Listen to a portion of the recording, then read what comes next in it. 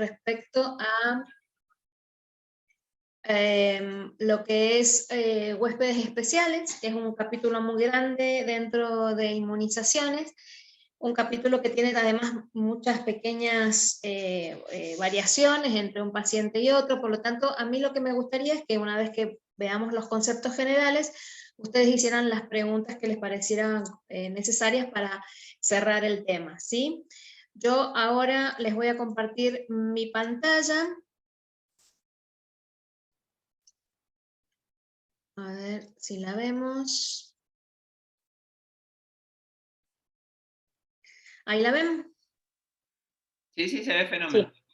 Perfecto. Bueno, primero que nada, lo que vamos a abordar en este tema de vacunar en situaciones especiales, primero que nada me parece lindo saber qué es un huésped especial, o sea, a qué nos referimos nosotros dentro del departamento de inmunizaciones con respecto a huéspedes especiales. Un huésped especial no es nada más ni nada menos que un individuo que tiene más riesgo de tener algunas infecciones. Por lo tanto, obviamente, si nosotros hablamos de que tienen más riesgo generalmente que la población general, obviamente va a necesitar algunas vacunas que la población general quizás no las reciba, o por lo menos las va a recibir en una forma diferente. Porque además tenemos otro inconveniente con lo que son los huéspedes especiales, y es que el grado de protección que alcanzan con las vacunas no es el mismo que el de un individuo con un sistema inmunológico normal, o lo que nosotros llamamos como inmunocompetente. Por lo tanto, los esquemas de vacunación no solamente son especiales, sino que además tienen a veces un número de dosis diferente a lo que recibe un individuo que tiene su sistema inmunológico normal. Entonces, una vez que ya nos hicimos la idea de lo que es un huésped especial, veamos qué grandes grupos de huéspedes especiales nosotros tenemos dentro del programa. Y esto, no se asusten, lo vamos a ir desglosando y lo vamos a entender. A mí me parece que está sencillo como se los hemos mostrado, y es que en definitiva tenemos como dos grandes grupos. Pacientes que son inmunosuprimidos. Inmunosuprimido obviamente es aquel paciente que tiene su sistema inmunológico deficiente, sea por la enfermedad que tiene o por los tratamientos que recibe. Y otro grupo son aquellos que tienen enfermedades que predisponen para determinadas enfermedades. Fíjense, para determinadas infecciones, perdón. Fíjense que nosotros siempre tenemos la tendencia a decir que el paciente diabético es un paciente inmunosuprimido. Y ahora ese concepto está bueno que ya lo modifiquemos porque no es así. Fíjense, dentro del grupo de los pacientes inmunosuprimidos, yo les pido disculpas porque tengo una perrita que es enfermita y ella cada tanto me pide que le abra la puerta. Yo le abro la puerta y seguimos. Lolita es una perrita que tuvo moquillo y tiene un daño neurológico importante y bonita, ella entra, sale, entra, sale. Y cuando le abro tengo frío. Dentro de las inmunodeficiencias tenemos algo que es muy difícil que lo veamos. Yo les cuento además que soy pediatra, por lo tanto esto les puedo hablar con conocimiento, y es que hay un gran grupo de las inmunodeficiencias que son las inmunodeficiencias primarias congénitas, que son rarísimas. Y que yo les digo la verdad, para que nosotros podamos hacer el diagnóstico de un niño como que es inmunodeficiente, lo vamos a hacer probablemente a partir del año de vida, nunca antes. Y después tenemos el gran grupo de las inmunodeficiencias secundarias, es decir, aquel paciente que no nació inmunodeficiente, sino que se hizo por alguna enfermedad, donde obviamente ahí tenemos los pacientes oncológicos, los pacientes trasplantados de órgano sólido o de médula ósea, los pacientes que viven con VIH, es decir, el paciente que tiene retrovirus, y los pacientes que están en tratamiento con inmunosupresores o con corticoides en altas dosis. Este es el gran grupo de los inmunosuprimidos. Y después tenemos pacientes que tienen algunas enfermedades, como yo les decía, que predisponen a infecciones, como son los pacientes asplénicos funcionales o anatómicos. ¿Qué quiere decir asplénico? Es un paciente que no tiene el vaso. En realidad puede ser anatómico porque no lo tenga el vaso, lo vemos cada vez más frecuente, y es que pierden el vaso en un accidente. Es un órgano que está, ustedes saben, en el hipocondrio izquierdo, que es como si fuera una esponja de sangre y que fácilmente se puede lesionar. Y es muy frecuente que en los accidentes de tránsito lesionan el vaso y hay que extirparlo. Otro caso sería el que tenga el vaso, pero por una enfermedad hematológica, generalmente son anemias muy severas, el vaso como que se agota en su función y entonces hace lo que se llama la asplenia funcional.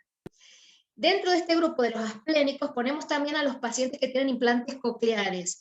Son aquellos pacientes que nacen con un trastorno en la audición, son hipoacúsicos, y es cada vez más frecuente esto de implantarles la cóclea, que es la parte del oído interno donde se genera el sonido, se transmite el sonido. Entonces acá hay como un grupito especial, los asplénicos con los implantes cocleares. Y después tenemos las grandes enfermedades crónicas, y acá es donde está el diabético, el paciente con enfermedad renal, con enfermedad cardíaca, enfermedad hepática, enfermedades pulmonares como son las EPOC, el paciente fibroquístico, y todas las enfermedades reumáticas, que cada vez vemos más pacientes con órdenes médicas que dice artritis reumatoidea, lupus eritematoso sistémico, que son enfermedades que por el tratamiento que reciben son inmunosupresoras. Entonces fíjense que ya nos hacemos la idea que vamos a tener pacientes con su sistema inmunológico alterado o aquellos que tienen alguna enfermedad crónica que los predispone a determinadas infecciones. Son dos cosas diferentes, pero que además son dos grupos donde necesitan vacunas especiales. Entonces, una vez que ya nos hicimos esa idea de qué grupos de pacientes huéspedes especiales tenemos, entonces vamos a desglosar un poquito brevemente, porque cada grupo tiene su vacuna especial, por decirlo, su vacunación en forma especial. Fíjense, el paciente con patología oncológica. Oncológico puede ser un adulto, puede ser un niño. En este caso, recuerden que van a tener inmunosupresión por su enfermedad, pero además por los tratamientos que va a recibir. Entonces hay un concepto que cada vez los oncólogos están, digamos, empapando más en este tema, y es que el paciente tiene que tener sus vacunas al día antes de que ingrese en estado de inmunosupresión, antes de que empiece la quimioterapia o la radioterapia o cualquier tratamiento para su patología oncológica. Tiene que tener su carnet de vacunas al día y no ponerlo una vez que ya inicia el tratamiento, porque la respuesta va a ser menor, obviamente. Entonces, hay un dato que es importante de recordar, y es que los pacientes oncológicos pueden recibir todo el grupo de vacunas inactivadas durante el periodo en que están recibiendo la quimioterapia. Por ejemplo, un paciente que me ingresa en el vacunatorio, que no tiene su esquema antitetánico completo, yo se lo puedo hacer aún con tratamiento oncológico. El problema está en que no va a responder como yo quisiera, va a tener una menor inmunogenicidad, una menor respuesta a la vacuna. Entonces, lo que se recomienda es, si se vacunaron durante la etapa del tratamiento, porque realmente nos parecía que era una urgencia, un paciente oncológico, se lastima trabajando, haciendo algo en la casa con un clavo, se corta con una herramienta, no tiene su esquema, yo se lo quiero hacer, se lo hago, solo que si está en tratamiento o en el término de 2 semanas, empezó el tratamiento. Alguien abrió su micrófono. Ahí lo trae. Gracias, ahí está.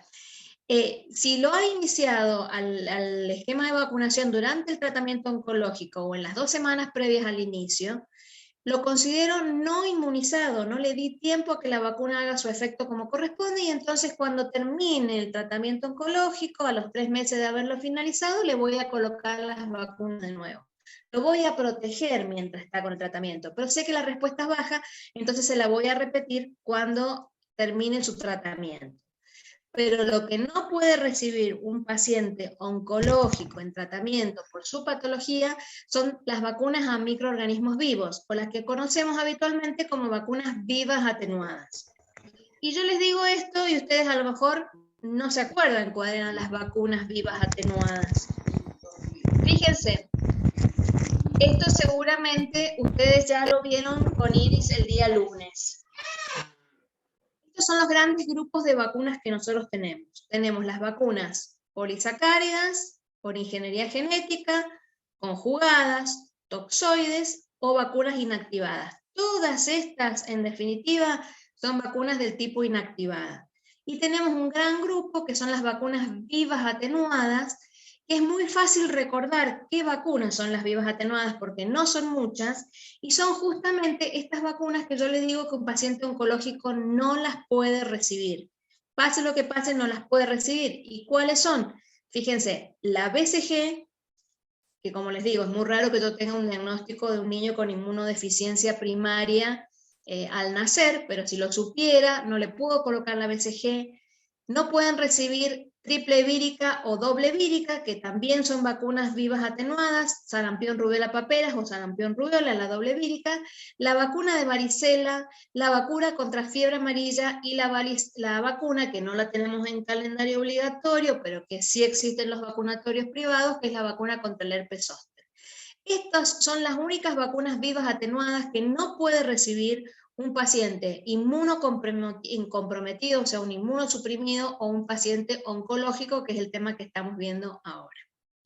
Entonces, yo dije que les podemos poner las inactivadas, que van a responder menos, que se las voy a repetir cuando termine el tratamiento oncológico, pero estas vivas atenuadas no las puede recibir bajo ninguna circunstancia.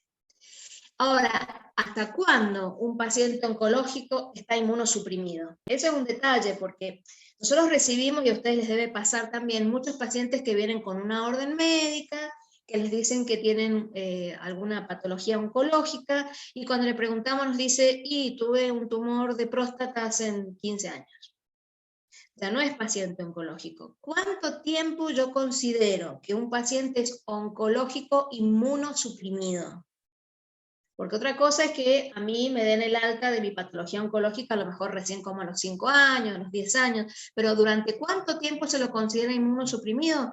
Mientras está con tratamiento, hasta 3 meses de finalizada la quimioterapia, hasta un mes después en caso que les den corticoides en altas dosis, y hasta un mes después de haber recibido radioterapia. Quiere decir que si es un paciente oncológico, ya terminó su tratamiento, porque ustedes saben que hacen un tratamiento que generalmente les dura 6 meses, 8 meses. Luego de 3 meses de finalizado ya no está inmunosuprimido, y entonces ahí sí podría recibir las vacunas vivas atenuadas. No antes de haber finalizado ese periodo de inmunosupresión. Así que este concepto me parece que es re importante para que no tengamos en mente que el paciente oncológico es oncológico inmunosuprimido el resto de su vida. Tiene un plazo, ¿sí? Y tiene que ver con la duración del tratamiento.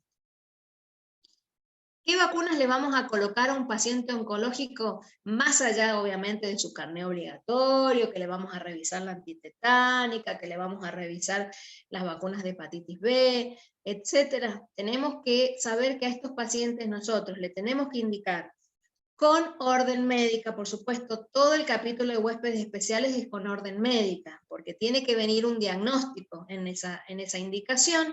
El paciente oncológico tiene que recibir anualmente la vacuna antigripal mientras esté con quimioterapia. Se le puede colocar, es una de las únicas vacunas que estando con quimioterapia nos gusta que lo reciba, aunque sepamos que va a responder menos, porque es una vacuna de aplicación anual. Se la puse este año, estaba con quimioterapia, bueno, el año que viene podré volvérsela a repetir, no hay ningún inconveniente. Tienen que recibir el esquema antineumocóxico, que es la combinación, ustedes saben que usamos la secuencia de Prevenar 13 y Neumo 23 o Neumovax 23, y tiene que recibir, que acá me detengo un segundito, que ya lo vamos a ver de nuevo, la vacuna COVID. En el caso del paciente oncológico que acceda a esta vacunación, porque saben que es voluntaria, el esquema de vacunación de estos pacientes es diferente del huésped con su sistema inmunológico normal. Ellos deben recibir 3 dosis de cualquier esquema que hagan con cualquiera de las vacunas que ya vieron el día lunes. Reciben 3 dosis y los 2 refuerzos que nos estamos aplicando también el resto de la población. Y ahora lo vamos a ver bien. Fíjense, hablamos del esquema secuencial de antineumocóxica, paciente oncológico, paciente inmunocomprometido. Yo lo que le voy a hacer es colocarle una dosis de Prevenar 13 una segunda dosis, pero con antineumocóxica 23 valente a las 8 semanas, lo hago rápido a este esquema, no como el huésped normal que le ponemos la 13 y al año le ponemos la 23, acá se la ponemos a las 8 semanas, le ponemos un primer refuerzo de antineumocóxica 23 valente a los 5 años de esa dosis, y un segundo refuerzo, es el único caso que lleva 3 neumos 23, cuando cumple los 65 años, si todo esto que yo les estoy contando lo hizo a lo mejor a los 40, 45 años, 50 años, que son las edades más frecuentes de toda la patología oncológica. Entonces, este es el único caso donde va a llevar una 13 y 3,23, porque la tercera va aplicada a los 65 años, y siempre entre 2 dosis neumo 23 van un plazo de 5 años. Entonces, este es el esquema que nosotros tenemos que hacerle a un paciente oncológico que viene con orden médica. Aunque esté con quimioterapia, pueden comenzarle con el tratamiento de las vacunas, pero sí saben que la respuesta va a ser menor. Y con respecto a vacuna COVID, como yo les decía, la vacuna COVID tiene una característica especial en este caso, y es que ellos llevan la primera dosis, no importa qué marca de vacuna, no importa qué plataforma, ellos llevan una primera dosis, una segunda dosis a los 21 o 28 días según la vacuna que hemos aplicado, pero llevan este concepto de la tercera dosis o dosis adicional, que sí o sí se les pone a las 4 semanas de la segunda dosis, no importa qué vacuna recibieron, y luego van a llevar los 2 refuerzos que lleva la población general, por supuesto a 4 meses de la tercera dosis el primer refuerzo, y a 4 meses del primer refuerzo el segundo refuerzo. O sea que si ustedes prestan atención a este esquema de vacuna COVID, se dan cuenta que si yo estoy hablando de un huésped con su sistema inmunológico normal, le voy a poner primera, segunda y los 2 refuerzos. En este caso lleva primera, segunda, tercera y los 2 refuerzos, ¿sí? No importa qué marca, no hay una en especial para estos pacientes, ellos pueden recibir cualquier tipo de vacunación COVID. Este sería el caso entonces de los pacientes oncológicos, que es el paciente modelo, digamos, típico del inmunosuprimido, ¿sí? Podrían tener alguna otra patología inmunosupresora. Yo les traigo el paciente oncológico porque me parece que es el más gráfico y es lo que más frecuentemente vemos. Otra de las cosas que vemos bastante frecuente últimamente son los pacientes que han recibido un trasplante de médula ósea o de células hematopoyéticas. Y yo les cuento que estos pacientes tienen una característica especial. Y ustedes imagínense que al paciente que se lo trasplanta de médula ósea, se le cambia la sangre, hablando así en castellano antiguo. Realmente se lo limpia, se resetea ese paciente. Entonces, ¿qué características tiene? Y tiene la característica de que en la etapa pretrasplante necesitamos que tenga su esquema al día. Lo voy a llevar al trasplante bien vacunado, a él y al que le dona la médula ósea. Esto, ojo, también es para cualquier donante de órgano. Lo que pasa es que en general los donantes de órgano sólidos son donantes cadavéricos. Pero en el caso de, por ejemplo, que sea un donante de riñón, que son donantes vivos, es muy importante que tengan también su esquema de vacunación previo al trasplante completo. Y se les pide al trasplantado de médula ósea que 4 semanas antes no le pongamos ninguna vacuna a virus vivo atenuado por cualquier cosa que le genere algún tipo de reacción. Pero les decía que ellos tienen algo especial, y es que post-trasplante se lo considera nuevito, como que no hubiera recibido ninguna vacuna. Entonces hay que indicar los esquemas de vacunación de cero. Hay que ponerle todo de nuevo, todo. Por supuesto que va a depender de la edad que tiene, porque si es un paciente que tiene trasplantado, que tiene 40 años y probablemente no va a necesitar, obviamente, rotavirus, BCG, o sea, hay muchas vacunas que nosotros colocamos de niño que no se las vamos a repetir, pero hay que tener en cuenta que ese paciente queda 0, 0, 0. Entonces le vamos a reiniciar los esquemas de vacunación con todo lo que es el grupo de vacunas inactivadas a los 6 meses post-trasplante. Y las vivas atenuadas, que son esas vacunas a las cuales les tenemos mucho respeto en paciente inmunocomprometido, se las colocan recién a partir de los 24 meses. ¿Y por qué somos tan cuidadosos con las vacunas vivas atenuadas? Porque como bien se los dice la palabra, el germen productor de la enfermedad está vivo, está atenuado, no le va a dar enfermedad, pero no le va a dar enfermedad a uno que esté bien sanito, bien parado.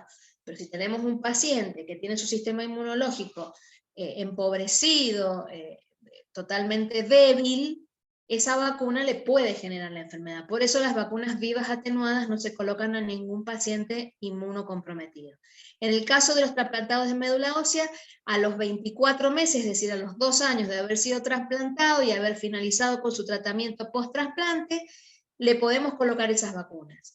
Y además porque a partir de ese momento, el trasplantado de médula ósea ya pasa a ser un huésped normal, ya su sangre se recirculó, ya se generó nueva médula ósea, pasa a ser un huésped normal. ¿Y qué vacunas no le pueden faltar, más allá de que le vamos a poner todo el esquema al día?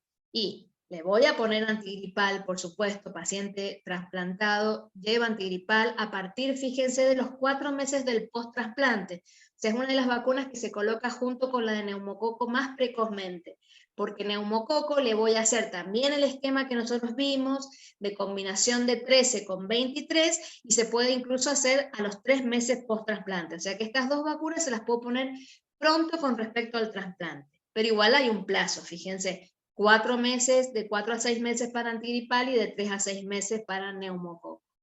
Las vacunas vivas atenuadas, sarampión, rubiola, paperas, varicela, como les decía, luego de los 24 meses.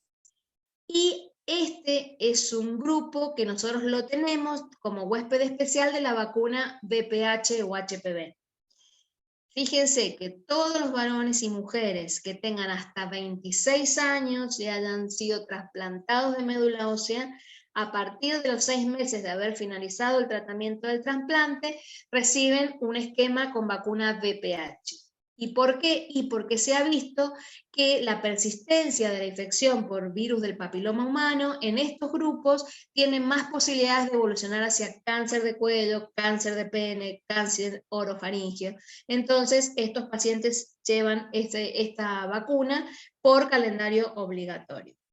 Y por supuesto, la opción de aplicarse vacuna COVID pasaría exactamente lo mismo que vimos recién para el paciente oncológico. Su esquema consta de 3 dosis y 2 refuerzos. O sea, las 2 dosis más dosis adicional, más 2 refuerzos a los 4 meses entre los 2 refuerzos. Y otra cosa importante es que estos pacientes que yo les digo del tema del esquema secuencial del neumococo, en este caso es el único grupo que tiene como un esquema especial para neumococo. ¿Y saben por qué? Porque justamente la principal causa de mortalidad de estos pacientes son las neumonías por neumococo.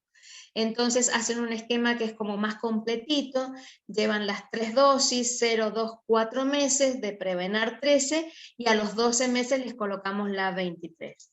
Este es un esquema que generalmente uno no lo recuerda porque fíjense que con el paciente oncológico nosotros le ponemos la 13 y después la 23. En este caso no, le ponemos 3 dosis de Prevenar 13 y a los 12 meses le hacemos un refuerzo con antineumocóxica 23 valente porque el neumococo en estos pacientes es una de las principales causas de mortalidad.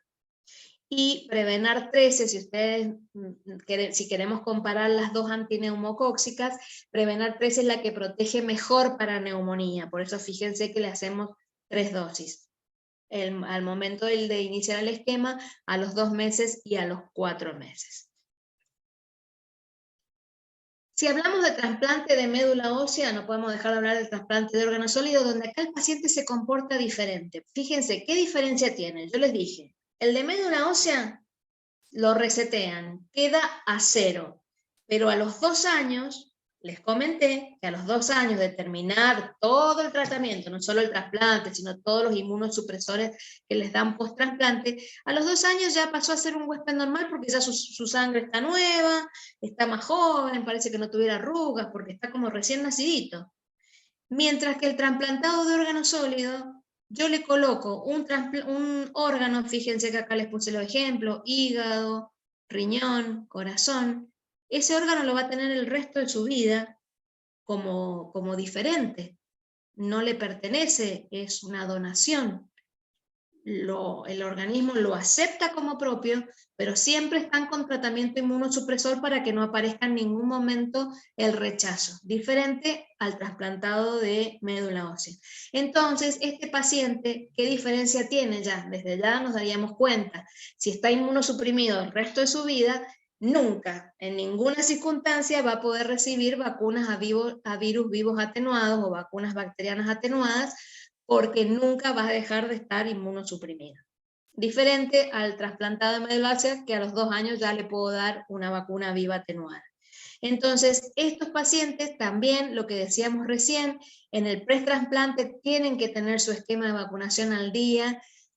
Vemos muchos que llegan a estas circunstancias sin su esquema completo de antitetánica, sin su esquema completo de SALC, si corresponde por la edad, y eso no está bien que suceda. Los médicos especialistas de esta rama tendrían que estar muy atentos a que todos lleguen al trasplante con su esquema de vacunación completo, tanto el donante como el receptor, y lo mismo que nos pasaba recién, hasta 4 semanas antes de realizar el trasplante, no colocarle ninguna viva atenuada. Las inactivadas, 2 semanas previas al trasplante, nos piden siempre los que van a intervenir que por favor no le pongamos ninguna vacuna 2 semanas previas para que no entorpezca el procedimiento. Pero básicamente los tenemos que dejar con su esquema al día antes del trasplante. Y ¿cuándo lo vamos a poder vacunar en el caso que nos venga ya con la intervención hecha, compensado, con su tratamiento post-trasplante? Cuando hayan pasado entre 6 a 12 meses, ahora se prefiere 6 meses del trasplante. A los 6 meses del trasplante yo ya le podría colocar vacunas que necesite. ¿Pero qué vacunas? Nunca una viva atenuada. Acuérdense que este paciente siempre está con inmunosupresión. Y tengo que estar seguro, y eso me lo va a decir su especialista, que no hay ningún rechazo del órgano, que ese órgano trasplantado está funcionando bien, que no tiene altas dosis de inmunosupresión. Siempre va a estar con inmunosupresor, pero generalmente llegan a una dosis de mantenimiento que es baja. Cuando ya lleguen a esa dosis de mantenimiento baja o con bajas dosis de corticoides, su órgano está funcionando bien, entonces yo ahí lo voy a poder vacunar si le faltó algo, si el médico se dio cuenta que no le habían hecho esquema antineumocóxico, pero sí jamás va a poder recibir una vacuna a virus vivo atenuado, que son esas que ya nombramos: doble vírica, triple vírica, varicela, fiebre amarilla, herpes zóster y BCG. ¿Qué es lo que no le podemos dejar de poner a un paciente trasplantado? La antigripal anual. Acuérdense que este paciente es inmunosuprimido toda su vida, así que toda su vida antigripal anual. El esquema antineumocóxico de 13 y 23, el mismo esquema que hicimos para el paciente inmunosuprimido oncológico, le hacemos la 13, a los 2 meses la 23.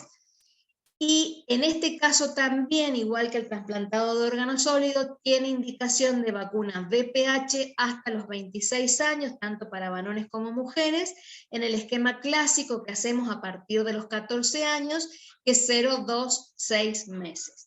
Y por supuesto, el esquema de COVID recomendado, en caso que quieran hacerlo, son las 3 dosis, o sea, las 2 dosis más la dosis adicional y las 2 dosis de refuerzo.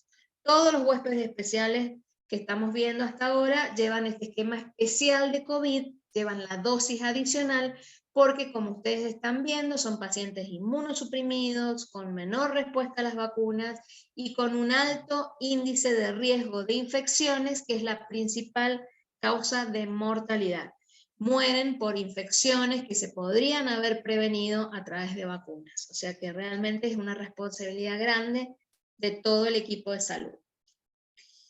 La vacunación antineumocóxica se las puse de nuevo, pero es básicamente la que vimos recién para el paciente oncológico. Se le coloca la Prevenar 13, a las 8 semanas la 23 valente, un primer refuerzo a los 5 años de esa dosis de 23, y si todo esto yo lo hice antes de los 65 años, cuando llegue a los 65 años, siempre que hayan pasado 5 años de la 23 anterior, le voy a colocar otro refuerzo de 23. Entonces son los casos, los inmunosuprimidos, que tienen una dosis de 13 y 3 dosis de 23.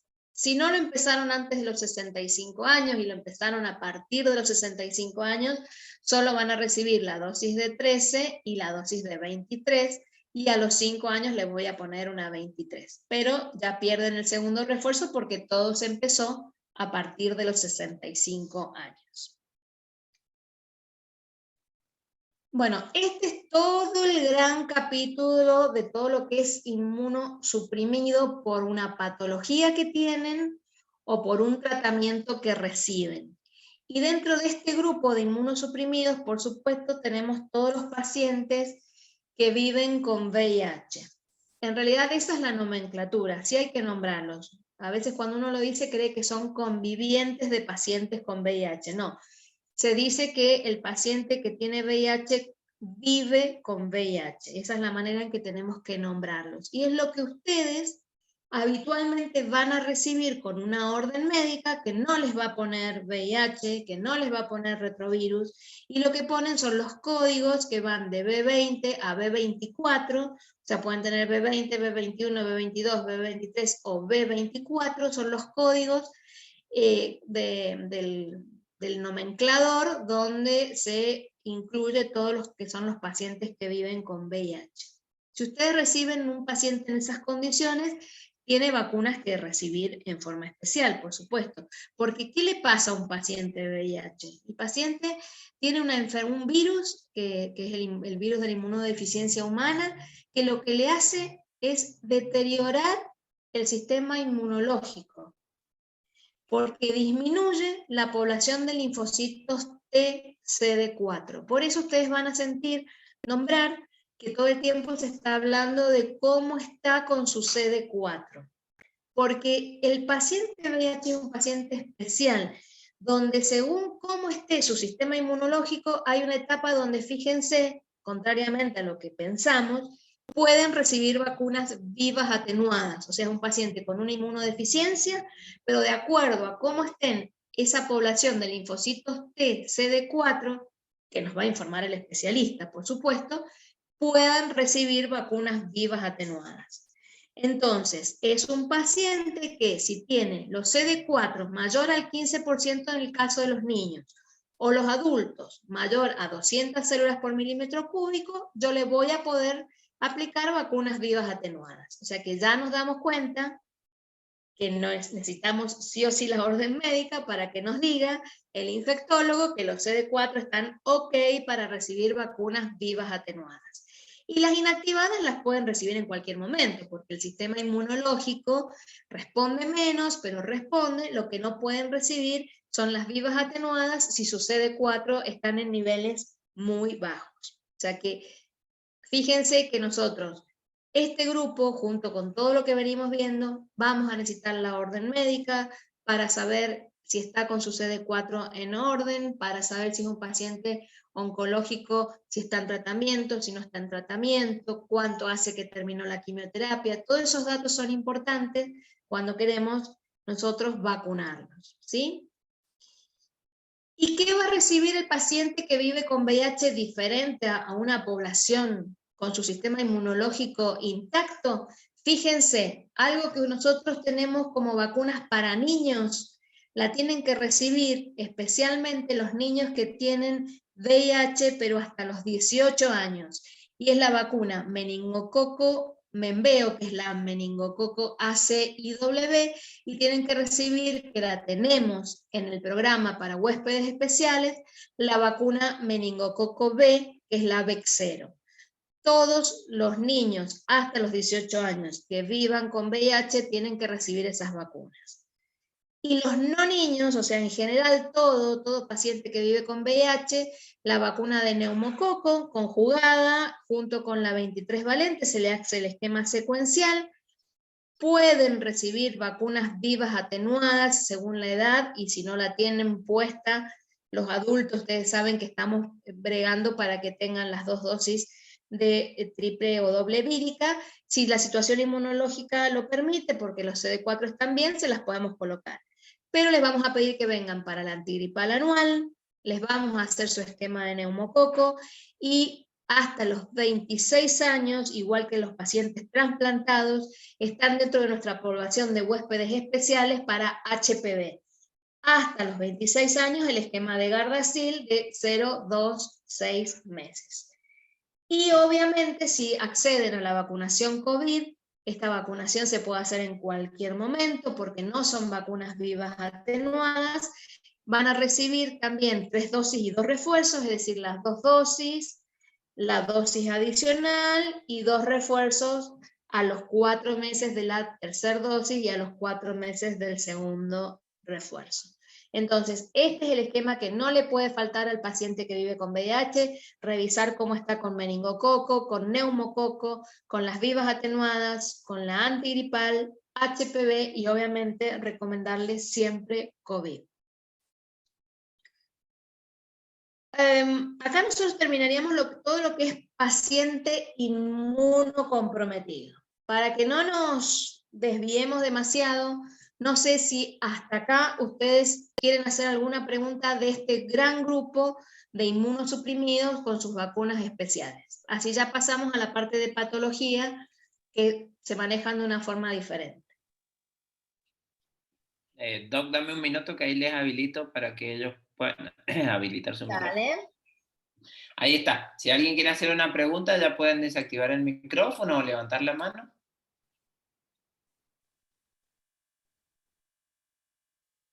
¿Están? ¿Viven? ¿Existen? Existen. Le dije a la doctora que era un grupo bastante participativo, no me dejen ¿Me mal. mintió? Me mintió.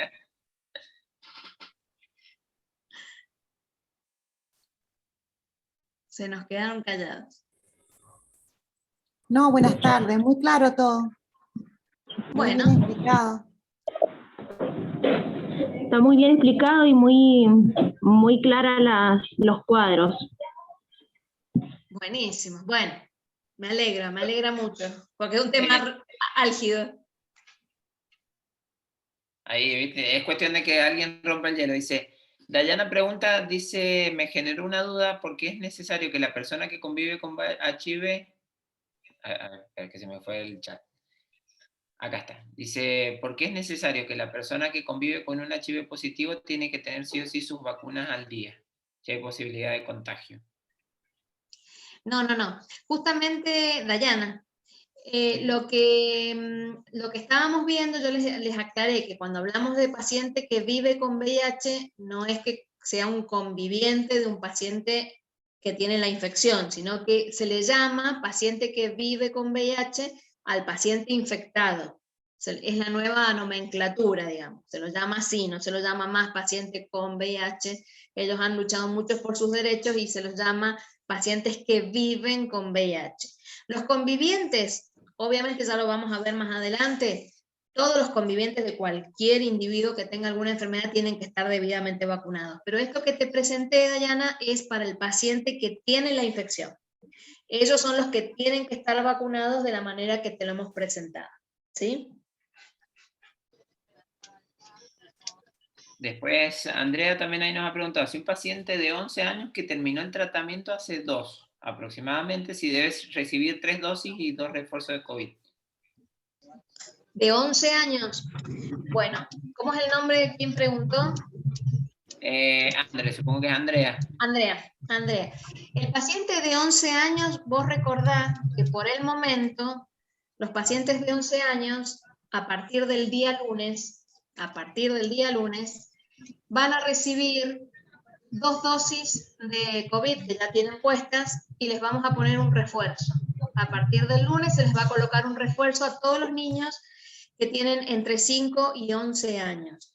El esquema es diferente. es verdad, ahí lo deberíamos haber aclarado, que COVID para los niños, si tienen menos de 12 años, llevan solamente las 2 dosis, que ahora se va a incorporar el refuerzo, y si tienen entre 12 y 18 años, llevan 2 dosis y un refuerzo, y recién a partir de los 18 años llevan las dosis y 2 refuerzos. Pero sí, todos llevan la dosis adicional. ¿Qué es lo que es la dosis adicional? Es el esquema primario, en vez de ser exclusivamente de 2 dosis, es de 3. Por ejemplo, un chico de 11 años con una patología oncológica lleva 3 dosis de Sinopharm. Primera, segunda, tercera, las 3 dosis separadas por 21 días. Y a partir del día lunes les vamos a empezar a colocar un refuerzo a partir de los 4 meses de la tercera dosis. Es decir, el esquema primario, en el caso del paciente oncológico, tenga la edad que tenga, son 3 dosis. Lo que varía es que de acuerdo a la edad, llevan 1 o 2 refuerzos, porque 2 refuerzos solamente estamos aplicando a partir de los 18 años. Lo que sí es común para todas las edades es que los esquemas primarios son de 3 dosis, 2 dosis y una adicional, ¿sí? Que nos gusta que nos grabemos esto de dosis adicional y que no digamos tercer dosis porque nos confundimos. En realidad tenemos que hablar con propiedad y son 2 dosis más una dosis adicional más 2 refuerzos, ¿sí? Muy bien. Después, Yanela nos pregunta si los lactantes todavía no se incorporan dosis de COVID. Los menores de 3 años no tienen ninguna vacuna COVID aprobada, y entre los 3 y 4 años tampoco tienen aprobada ninguna dosis de refuerzo. Y eso tiene que ver, obviamente, con la evidencia científica que se va presentando, y nadie ha presentado ninguna vacuna efectiva para menores de 3 años. Y además, para tranquilidad de ustedes, ¿qué pasa? El niño menor de 3 años tiene formas muy leves de COVID. Entonces esto también tiene que ver con que la industria farmacéutica, es decir, los laboratorios se pusieron a trabajar rápidamente en conseguir vacunas para los grupos que la pasaban peor. Y la verdad es que los niños menores de 3 años, si tienen enfermedad COVID, la mayoría son enfermedades muy leves. Doc, y otra duda, en el caso de que el paciente venga con inmunocompromiso por inmunomoduladores, ¿habría que hacer el esquema de neumococo igual que tiene el trasplantado, con una dosis más de Neumo 23? Exacto, o sea, el inmunomodulador lo considérenlo como el paciente oncológico con tratamiento inmunosupresor. Es el mismo esquema, los inmunomoduladores son inmunobiológicos que se usan, que se hace el esquema de Prevenar 13 a las 8 semanas 23, a los 5 años 23, y si todo esto se hizo antes de los 65 años, una tercera dosis a los 65 años. Sí, es el mismo caso que el paciente con tratamiento inmunosupresor. Perfecto. Perfecto. No sé si tienen alguna otra pregunta, chicos. ¿No? Bien. Bueno, todos te dicen ahí que es muy clara tu ponencia. Qué bueno, me alegro un montón, porque en serio que es un tema áspero. Hay que tratar de hacerlo más o menos amigable. Bueno, entonces avancemos un poquito y vamos a ver el tema de, ya salimos entonces del gran grupo de los inmunosuprimidos, y ya vamos a hablar de pacientes con enfermedades, que es lo que por ahí uno los confunde con que son inmunosuprimidos, y no es así. Por ejemplo, acá vamos a ver los pacientes que están con tratamiento de altas dosis de corticoides.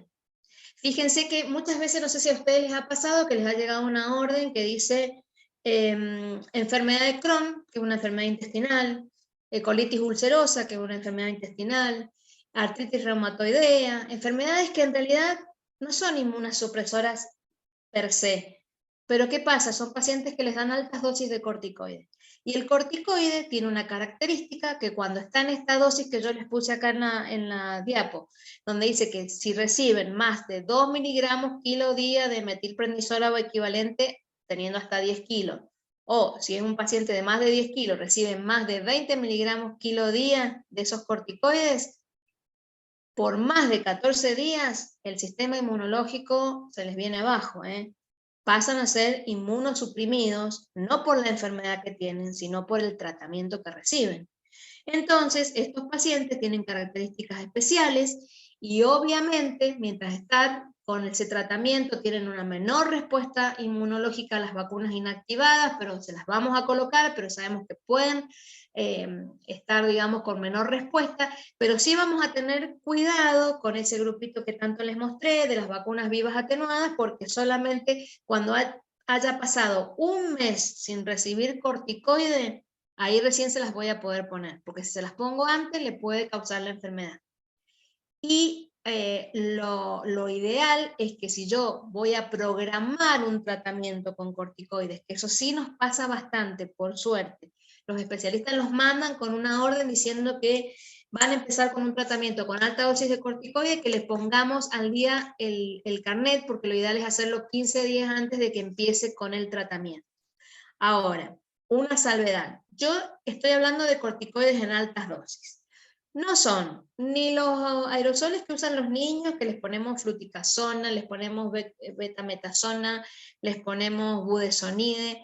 No son los corticoides inhalados, no es la dosis de corticoide que le damos a los niños cuando tienen una laringitis, que toman la betametasona, el corticaz, la meprednisona.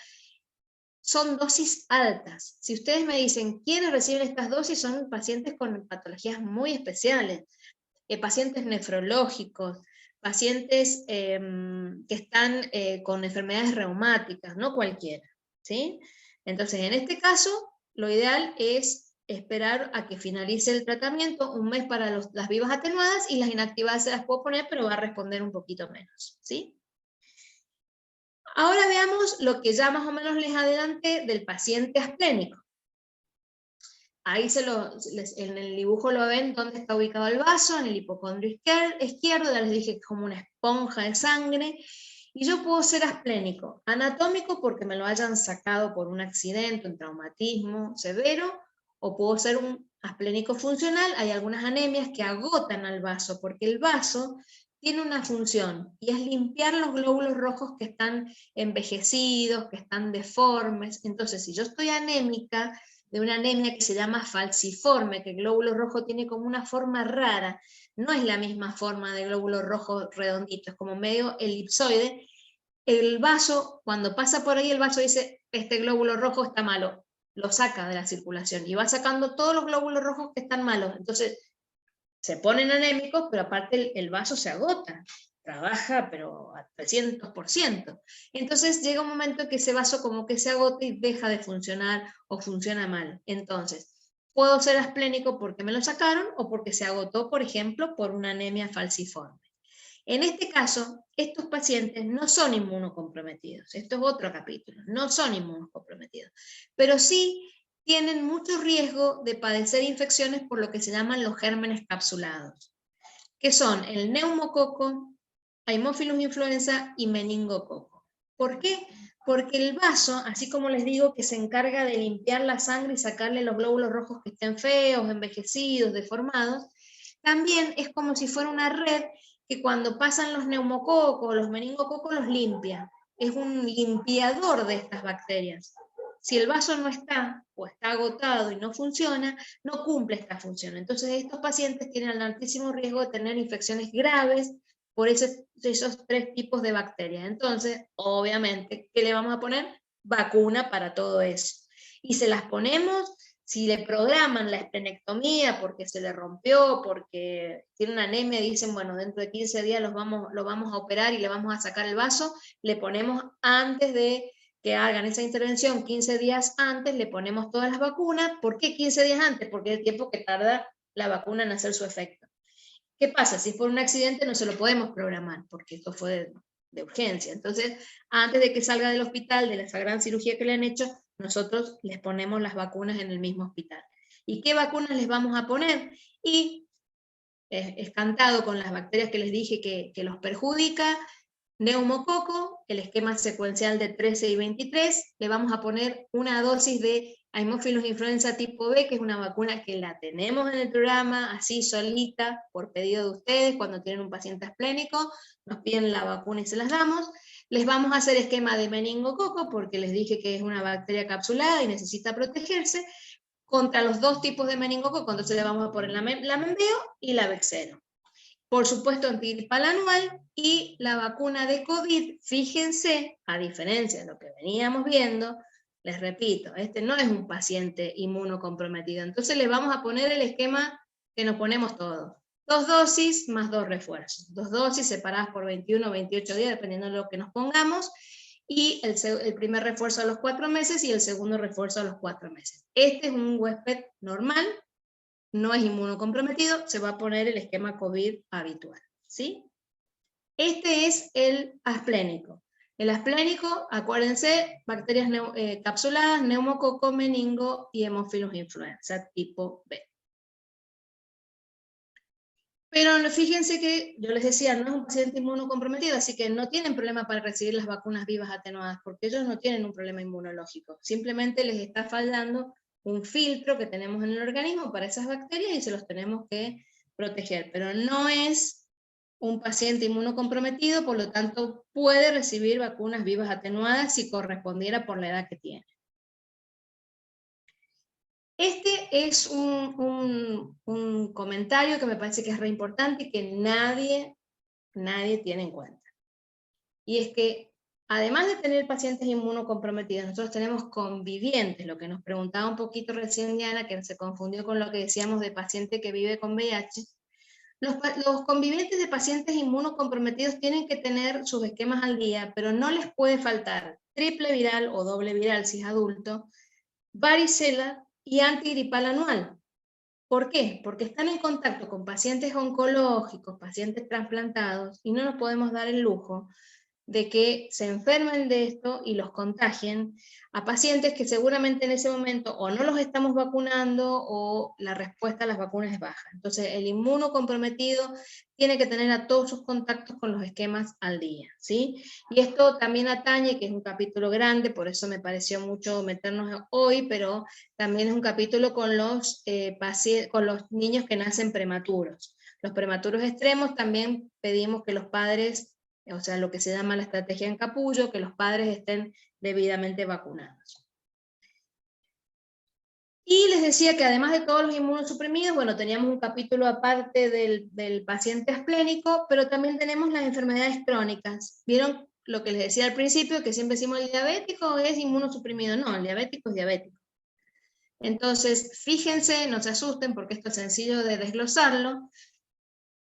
Hay patologías crónicas que predisponen para infecciones neumocóxicas, pero que no son inmunocomprometidos. Y ahí tenemos la diabetes, los pacientes EPOC, los cardiópatas, los que tienen enfermedades hepáticas crónicas o enfermedades renales crónicas. O sea, todos los órganos básicos, ustedes siempre acuérdense para no hacerse lío, los órganos básicos, hígado, corazón, pulmón, riñón, están afectados crónicamente, necesitan estar protegidos en una forma diferente a la población general. Y fíjense que para neumococo, en la última actualización se agregó el tabaquismo y el alcoholismo. Estos grupos de pacientes tienen que recibir un esquema de neumococo, que si ustedes se acuerdan, lo que vimos para paciente VIH, para paciente inmunosuprimido, para trasplantado, el esquema en este caso es mucho más sencillo, porque yo le voy a poner una dosis de Prevenar 13 y a los 12 meses le voy a completar con la 23 y lo dejo listo. Ahora, si todo esto pasó antes de los 65 años, cuando cumple los 65 años, se le suma un factor de riesgo altísimo para neumococo, que es la edad. Fíjense que el neumococo afecta los extremos de la vida, afecta a los menores de 5 años y afecta a los mayores de 65. Entonces, si yo soy diabético y me vacuné a los 40 años, me pusieron la 13 y al año me pusieron la 23, quedé bonito, pero cuando cumpla 65 años yo voy a seguir siendo diabético, pero se me va a agregar un factor de riesgo muy importante, que es la edad, y en ese caso le vamos a poner otra 23 y lo dejamos bien. O sea que no es diferente el esquema que vimos para inmunosuprimido, donde llevaba, acuérdense, terminaba con 3,23. En este caso sería una 13, una 23 al año, no a los 2 meses como lo hacemos con el inmunosuprimido, y cuando cumpla los 65 le ponemos otra 23, siempre que hayan pasado 5 años. Y por supuesto, estos grandes grupos, el pulmonar crónico, el diabético, el que tiene una enfermedad hepática crónica, tiene que ponerse la vacuna antigripal anual. Y ahí falta porque se me corrió la barra, pero también está la cardiopatía, o sea, los grandes órganos, acuérdense siempre, hígado, riñón, pulmón y corazón, crónicamente enfermos, van a llevar el esquema antineumocóxico, la colocación anual de antigripal y la vacunación COVID, como cualquier persona, digamos, con un sistema inmunológico normal, le vamos a poner las 2 dosis con los 2 refuerzos. Sí, en estos casos nos parece que, si bien vacunación COVID es una vacunación voluntaria, en estos casos me parece como medio arriesgado que no la tengan. Pero bueno, es meternos en un tema complicado porque así como hay muchos pro vacuna, hay muchos antivacunas con respecto a COVID y bueno, es algo delicado. Pero bueno, estos pacientes que están enfermos, que tienen enfermos sus órganos base, corazón, pulmón, riñón, hígado, o que fuman, o que beben exageradamente, o que tienen obesidad, fíjense que los vamos a incluir con vacunas especiales, con esquema antineumocóxico, con vacunación antigripal y recomendación de vacunación COVID. Muchas gracias, chicos. ¿Preguntas? Yo esta diapo se las dejé porque, ¿saben qué? A mí me está preocupando que hemos bajado mucho los brazos con respecto a la protección y ahora nos volvemos a besuquear, a abrazar, a no usar barbijo y estamos con la 4ª ola, chicos. Estamos con la 4ª ola. Así que por favor cuidémonos. ¿Alguna pregunta de esta parte que vimos? Ahí les habilito el micrófono. Ahí está. Así que si alguien quiere preguntar, puede levantar la mano o escribirla en el chat, lo que les parezca más cómodo. También si hay alguna enfermedad que ustedes ven que no hemos tratado, porque por ahí como que no es más común y la quieren preguntar, también lo conversamos, no hay problema. Yo puse lo más emblemático. Evelyn acá nos ha puesto que tiene lupus y toma 8 miligramos de corticoides. Se colocó la vacuna de COVID y dice que casi las mató. ¿Por qué será? No. Lo que pasa es que en realidad las vacunas de COVID tienen algunos eventos adversos como cualquier vacuna. Lo que pasa es que yo creo también que ha habido mucha sensibilidad. Quizás si vos te hubieras puesto una antitetánica no le hubieras prestado tanta atención. Uno ha tenido mucho el foco en esto, ¿no? Pero las vacunas tienen eventos adversos, algunos más que otros. No creo que sea exactamente por tu condición previa, ¿sí?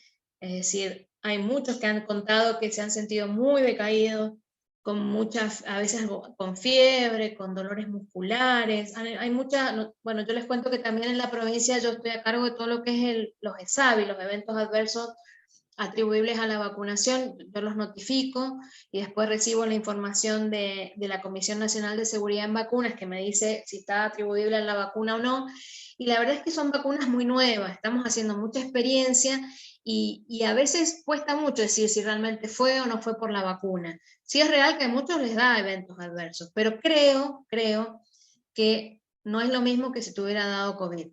Porque COVID sin vacuna es una cosa y COVID con vacuna es otra. Así que yo creo que, independiente de lo que te pasó, está bueno que completes tu esquema. Tamara nos pregunta si las vacunas de COVID son todas iguales o si hay alguna más fuerte que otra, por ejemplo Sputnik o AstraZeneca. Imagino que este más fuerte está relacionado a que tengan más efectos adversos o que sea más reactogénica de pronto. Claro, mira, yo te cuento algo, por esto que te digo de que yo estoy a cargo de SAVI en la provincia. Con Sputnik tuvimos muchísimas notificaciones de eventos adversos, ¿pero por qué? Porque recién empezábamos y todos estaban atrás de notificarnos. Llegamos a tener, no me acuerdo bien el número, pero yo creo que algo de 1.200 notificaciones. Mientras que, por ejemplo, con CanSino, que fue la última que ingresamos en el sistema, si tenemos 5 o 6 es mucho, y es porque el sistema se pone como muy sensible cuando aparece una vacuna nueva. Ahora, si vos me decís cuál me parece que es más reactogénica, como dice Joel, no más fuerte, porque no es que una sea más fuerte que otra, sino que alguna genera más eventos adversos que otros. Fíjate que, por ejemplo, con Sinopharm, es la que usamos en los niños, hemos visto más que nada reacciones alérgicas, por ahí urticarias leves, que no la hemos visto tanto con otras. Y Pfizer, que es la que todos querían, porque Pfizer era la Coca-Cola del desierto, más o menos, todo el mundo se quería poner Pfizer, y hay muchos que cuentan que les da muchos síntomas de decaimiento, fiebre, la famosa me tiró a la cama. La verdad es que todas tienen el mismo nivel de reactogenicidad, pueden generar los mismos síntomas. Yo creo que depende del organismo de cada uno frente a vacunas que son muy nuevas, obviamente. Pero si vos me decís, marque con una cruz, yo te diría que tuvimos mucho de Sputnik porque notificaban mucho. Ahora ya la notificación ha bajado mucho. Además de Sputnik empezamos con personal de salud, así que estaban todos como más atentos todavía. Personal de salud, y aparte que el personal de salud, chicos, me incluyo, somos tremendos. Porque nos dio 2 líneas de fiebre y nos vamos a trabajar. A mí no me la cuentan, a mí me pasa. Somos una población especial, los médicos, los enfermeros, los agentes sanitarios. Entonces, claro, empezamos con personal de salud y sí. Mira, yo repartía las vacunas COVID a los centros privados. Y cuando venían a buscarlas me decían, no los vamos a vacunar a todos la misma semana porque me quedo sin gente. Entonces vacunaban, y lo hacían estratégico, ponerle 2 de un servicio, 1 de otro, 3 de otro, porque si los vacunaban a todos juntos, cerraban el hospital o la clínica. Es así, es especial.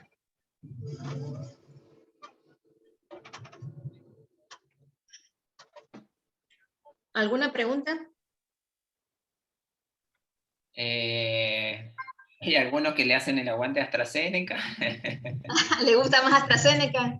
Sí. Bueno, después experiencia también que nos comenta. Yelena dice que con las vacunas de COVID no tuvo ningún efecto, ningún efecto adverso. Yo les voy a decir una cosa. Yo doy los cursos de inmunizaciones desde que empecé a trabajar en vacunación. Y en mi casa me cargaban porque nos pusimos toda la familia la vacuna de fiebre amarilla, porque íbamos a ir a Brasil. La única que casi me muero por la vacuna de la fiebre amarilla fui yo. Un episodio espantoso. A nadie de mi familia le pasó nada. Y mi hijo me dice, mami, lo que pasa es que vos das los cursos y tenés que saber de qué se trata, lo de los efectos adversos. La verdad que los viví en carne propia. Y me mató esa vacuna, me mató. La verdad es que las vacunas son impredecibles.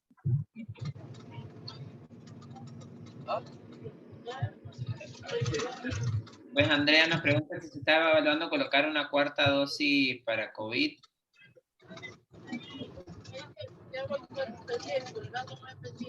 Eso nos dice Andrea, y ahí busco el micrófono que está. ¿4ª dosis en cuál?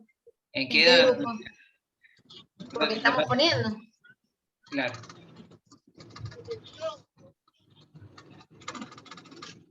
No logro identificar el micrófono que está prendido.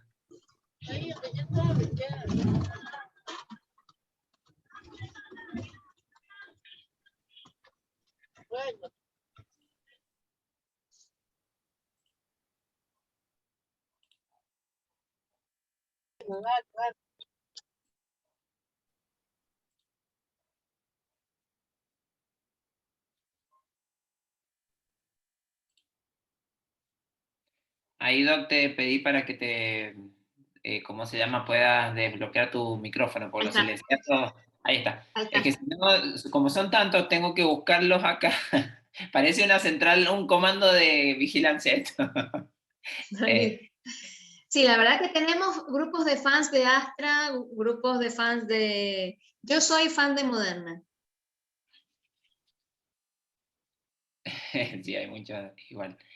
4ª dosis en adolescentes, supongo que preguntaban lo que nos... Claro, porque nosotros entre 12 y 18 estamos poniendo 2 dosis más un refuerzo. Por ahora no se ha definido si se va a poner otro, como lo ponemos en los mayores de 18 años.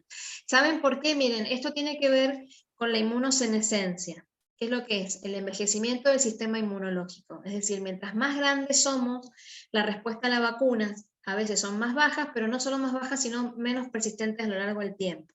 Entonces, sabido que fíjense que empezamos poniéndoles el segundo refuerzo a los mayores de 50 años, y tiene que ver con eso, con que el sistema inmunológico está como más bajón, entonces necesitamos más refuerzos. Los adolescentes tienen sistemas inmunológicos más jóvenes, con mejor respuesta, más duradera, entonces por ahora se les está poniendo un refuerzo. Obviamente que, como les decía recién, son vacunas tan nuevas que uno va viendo a lo largo del tiempo cómo se van comportando, que es lo mismo que nos pasa, porque tampoco nos centremos solamente en COVID. Fíjense que VPH, que es una vacuna bastante nueva, todavía no sabemos, le ponemos el esquema a los 11 años y todavía no se ha definido si en algún momento nos vamos a tener que poner un refuerzo. ¿Por qué? Porque justamente se demuestra que se van perdiendo los anticuerpos a lo largo del tiempo. Así que por ahora no sabemos.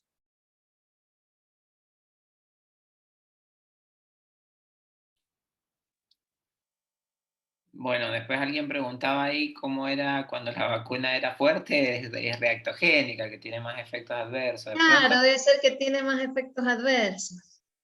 eso es lo que querían saber y repasar el término.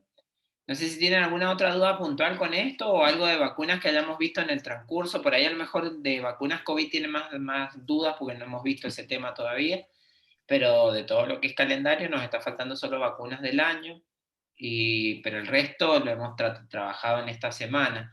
Así que no sé Buenísimo. si tienen alguna otra duda, aprovechar en la doc que es súper clara en las explicaciones.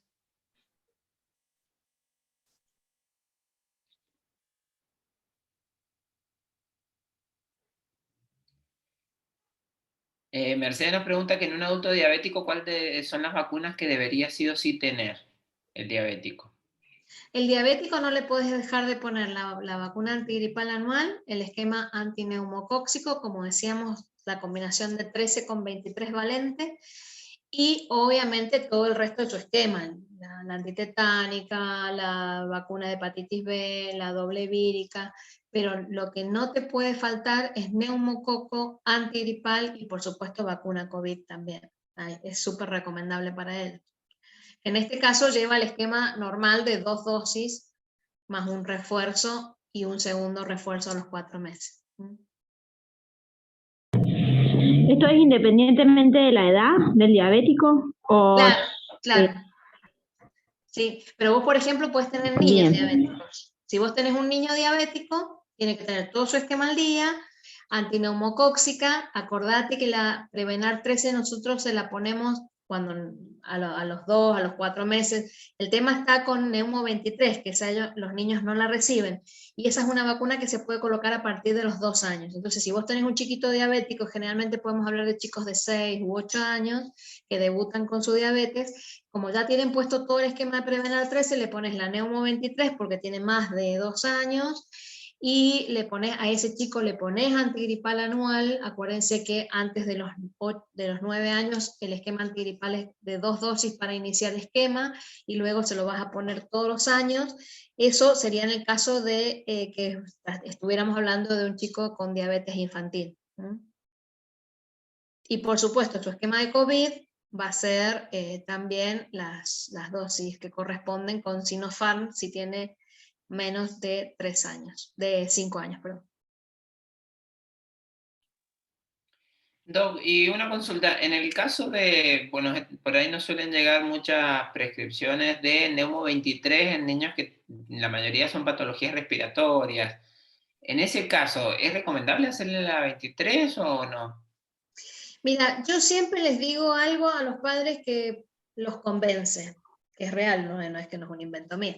Yo les digo, miren, tu hijo tiene protección con antineumocóxica 13 valente, que es la que protege más que nada para neumonía, porque vos sabés que la 23 para neumonía no es tan bonita. Es linda para enfermedad invasiva, pero no es tan buena para... Y es una vacuna que no la podemos repetir muchas veces. Entonces, ¿por qué no esperamos a que sea más grande? No sabemos si tu hijo de grande va a tener EPOC, si va a fumar, si va a desarrollar alguna enfermedad que la va a necesitar y vamos a ver agotado ese cartucho. Entonces dejémoslo para más adelante para ver si realmente en algún momento lo necesita, porque ahora tiene una protección muy linda con Prevenar 3. Tal Y de cual. esa manera lo dejas tranquilo, porque es así, dejémoselo, capaz que ese chico va a ser EPOC después.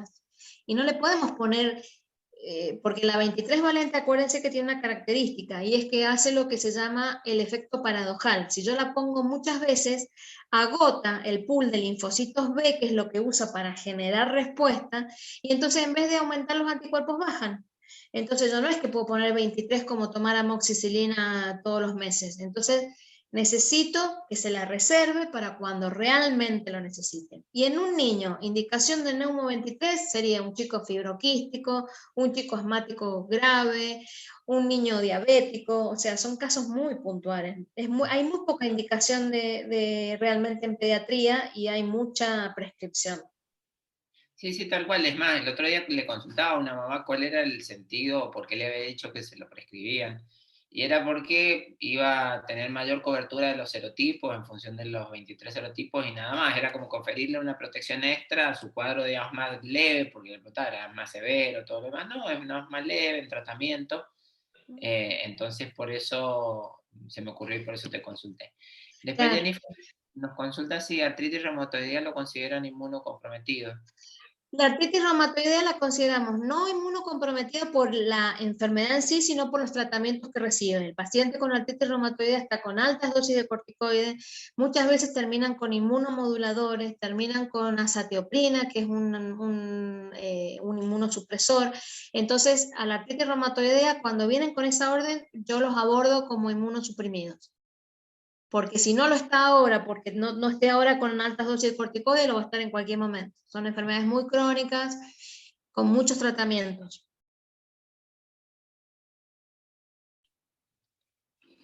Perfecto. Bueno, no sé si tienen alguna otra pregunta. Dice, Eva nos pregunta, dice un paciente mayor de 65 que comenzó esquema con Nemovac 23, si hay que esperar sí o sí 12 meses para prevenir 3 o tiene algún intervalo mínimo. Mira, la verdad que siempre lo ideal es empezar con la 13, y tiene una razón, y es porque se ha visto que si vos pones la 13 primero, los mismos serotipos que comparte con la 23, la respuesta va a ser mejor cuando le pongas la 23. Y además porque la que realmente protege contra neumonía más bonito es la 13. Pero bueno, si empezaste a la inversa no hay problema, pero sí lo ideal es esperar un año. Si bien el intervalo mínimo puede ser de 8 semanas, pero nosotros preferimos para el inmunocompetente usar el intervalo de 12 meses, es lo ideal.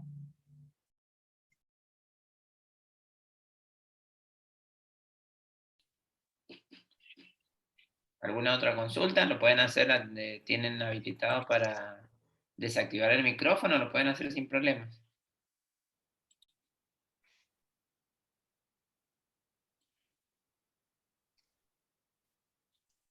No, están todos muy viernes.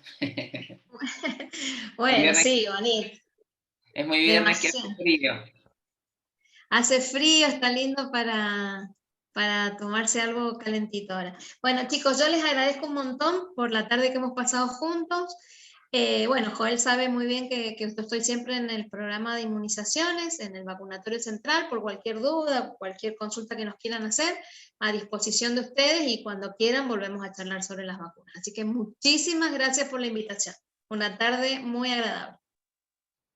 Gracias a vos dos por acompañarnos siempre y bueno, sabes que el objetivo nuestro siempre es tratar de ir mejorando, estar y Seguro, aprender cada día más, ¿sí? E insistir también desde la seguro. formación, por eso siempre tenemos muchos estudiantes en estos cursos que organizamos. Además de que somos un Buenísimo. hospital de la universidad, o sea, ya la impronta te la da la universidad, pero ¿cómo se llama? Es una linda área también para desarrollar la educación en enfermería, entonces bueno, en camino a eso vamos. Seguro que sí. Bueno, muchas gracias y que tengan un lindo fin de semana. Gracias a vos.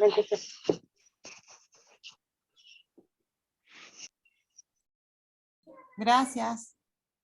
Bueno, antes que se desconecten, la plataforma está habilitada. Voy a detener la grabación acá.